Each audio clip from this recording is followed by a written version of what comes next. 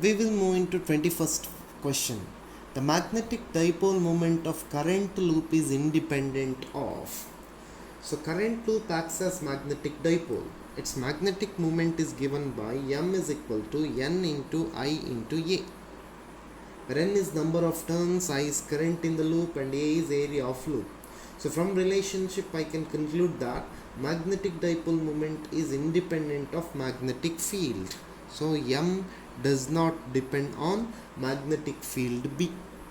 So option A is correct for 21st, magnetic field in which it is lying.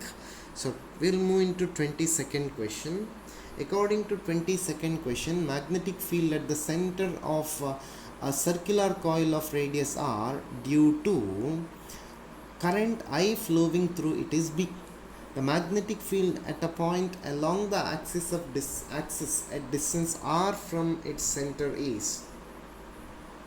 So magnetic field at the center of circular coil of radius r which carries current I can be given by B is equal to mu naught divided by 4 pi into 2 pi I divided by r, or this is now mu naught I divided by 2r. So the magnetic field at a point along the axis at a distance r from the center of circular coil of radius r which carries current can be given by BA is equal to mu naught divided by 4 pi into 2 pi I r square divided by r square plus r square to the power 3 by 2, which is nothing but mu naught into I divided by 2/8r, which is nothing but B by root 8. What is this, my dear students? It is now magnetic field at a point along the axis at distance r from the center. This is radius and this is now r from that particular point. So 22nd question, option C is correct. Option C is correct. 23rd question, two thick wires and two thin wires, all of same material and same length, form a square in three different ways P, Q and R as shown in figure.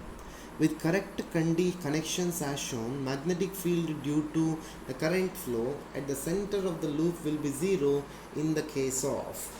So 23rd question, in P and R only, as current divides equally in two halves, because of equal resistance in two halves, current in two halves make the magnetic field at the center is 0. If you see it properly, since two halves are having same resistance, so answer for 23rd question is D, P and R only. In the case of P, the current divides exactly half. Here also in R also current divides exactly half.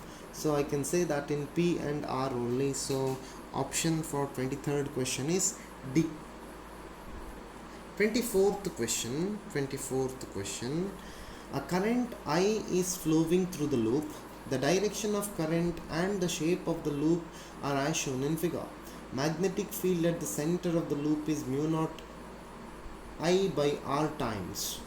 So this is now the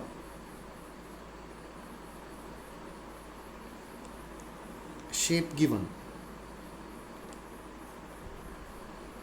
So this point is now M, this is A, this is B. So current I is now flowing in this particular direction. This is C, this is D. So in this way, I is the current.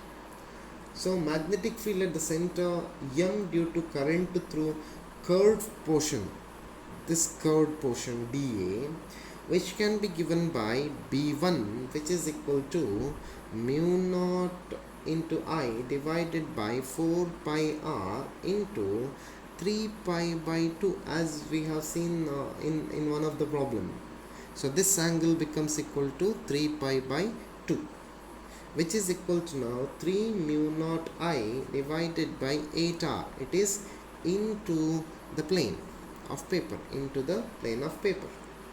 Magnetic field at the center M due to current through the straight portion AB. straight portion AB, which is equal to B2. B2 is equal to 0. So point M lies in the same axis of the straight portion AB. So magnetic field, it is lies in the same point AB. So magnetic field at center M due to the current through curved portion BC, this portion BC, which is now B3, which is equal to B3 due to this curved portion B3, which is equal to mu naught divided by 4 pi into I by 2R into pi by 2. So this can be written as mu naught divided by 16R, or mu naught I divided by 16R. This is now B3. So magnetic field due to this straight conductor, that is equal to B4, which is equal to 0. So total magnetic field B becomes equal to B1 plus B2 plus B3 plus B4. So B becomes equal to 3 mu naught into I divided by 8R plus mu naught into I divided by 16R. So which becomes now 7 mu naught I divided by 16R. It is into the plane. So for 24th question, option is it is 7 mu naught I divided by 16R. So option D is correct. Option D is correct for 24th question.